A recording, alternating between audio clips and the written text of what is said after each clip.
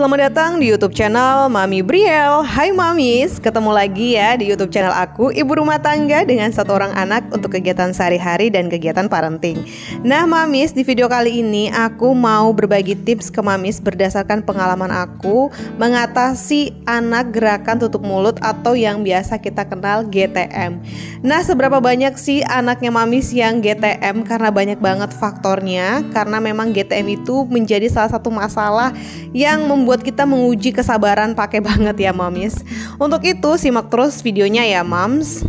Nah, nggak terasa di awal-awal ini sudah bulan Agustus kita terlewatkan, atau di akhir Agustus pesta rakyat kita sebagai ibu rumah tangga udah meramaikan kegiatan yang tiba-tiba jadi strong kayak gitu ya Mams.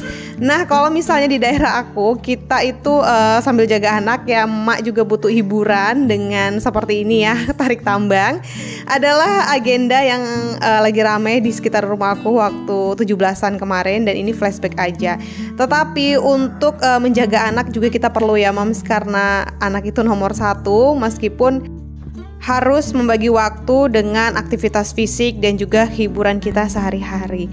Nah, untuk tips pertama mengatasi anak yang GTM banget itu Mams, menurut aku adalah feeding rules.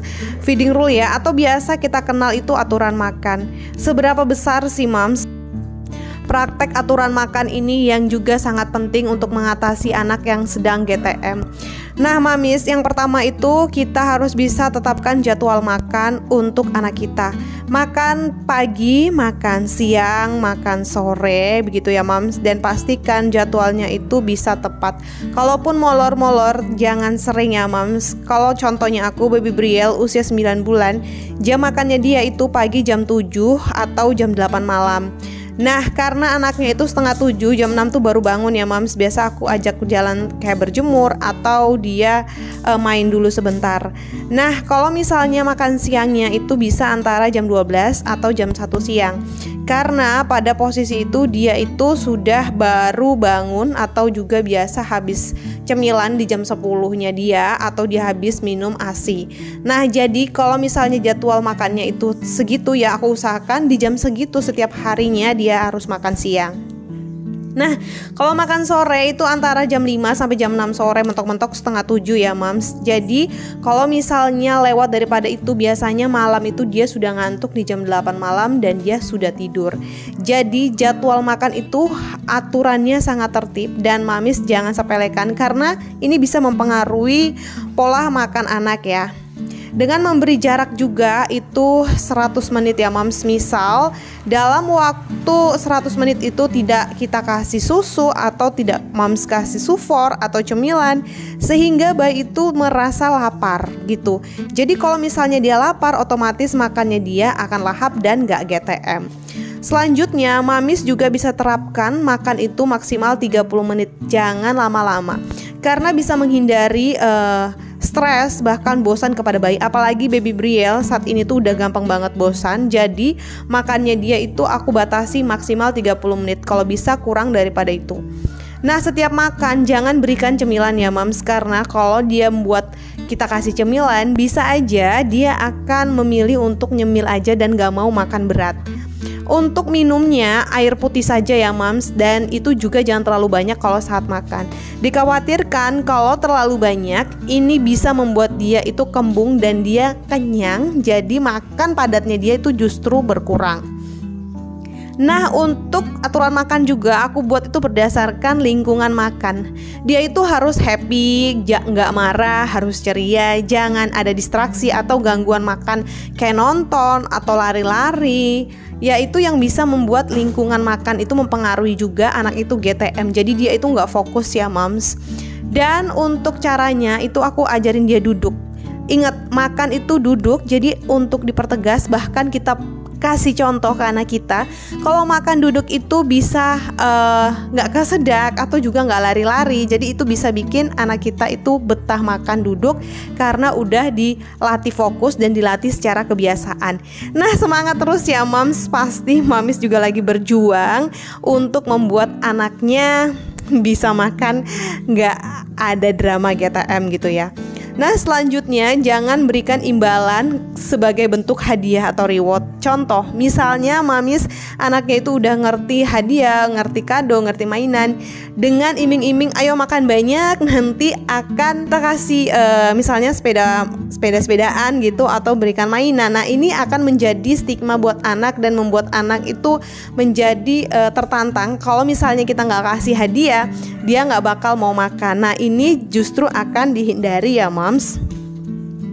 Nah, untuk selanjutnya, untuk aturan makan itu harus ada prosedur di mana porsi kecil dan sesuai usia. Kalau baby Brielle usianya 9 bulan, makannya udah 3 sendok makan dari ukuran, dan biasanya sih kalau sedikit itu ya paling sisa 1 atau 2 sendok kayak gitu ya mams. Dan untuk makannya juga porsinya itu bisa mami sesuaikan dengan usia anak mamis, dan jangan memaksa anak untuk menghabiskan makannya ya. Nah, untuk yang cara lain juga aku bisa makan dia itu ya kita latih sebagaimana caranya makannya itu ya bervariatif gitu ya mams. Jadi kalau misalnya dia bosan menu A, coba kita ganti kentang. Misalnya dia bosan karbo dengan nasi, atau sayuran serat, coba kita dengan labu kuning. Baby Brielle suka banget dengan labu kuning ya. Nah, untuk feeding rules juga ada aturan makannya dengan makan sendiri. Misalnya baby Brielle itu biasanya aku kasih kayak pegang sendok kayak gitu, dan mangkoknya kan dia masih agak cair gitu ya. Jadi setelah dia udah tahu makannya itu bakal berhamburan dan kalau disuapin akan masuk di mulut, itu juga akan membantu untuk melatih fokusnya dia next kemudian akan makan sendiri walaupun di usia saat ini dia masih disuapin. Nah, untuk makanan padat itu jangan lupa ya mams, di terakhir kalau misalnya dia mau minum itu harus makanan padat dulu baru kasih minum, dan minumnya itu pun juga harus di gelasnya dia yang biasa dia pakai minum, supaya dia tahu kalau habis makan padat itu kita harus minum kayak gitu ya mams. Contohnya baby Brielle, aku kasih minumnya dia itu di gelas yang biasa atau disendoki ke mulutnya juga bisa, karena tergantung dari moodnya anak ya, kadang dia suka ngelempar dan lain-lain kayak gitu. Nah, yang terakhir ya mams, kalau untuk menerapkan aturan makan atau feeding rule, ini emang banget nih cuci tangan sesudah makan, atau kita bersihkan tempatnya dia ketika sudah makan kayak gitu ya mams. Karena untuk mengetahui kita beres-beres makannya dia, selesai dia makan, itu akan melatih dia kalau misalnya selesai makan sudah berakhir. Jadi sesi makannya udah usai atau udah berakhir, ini akan membuat dia juga berhenti kayak gitu, dan lama-kelamaan dia akan merasa kenyang karena kita udah tahu takaran makannya sekian.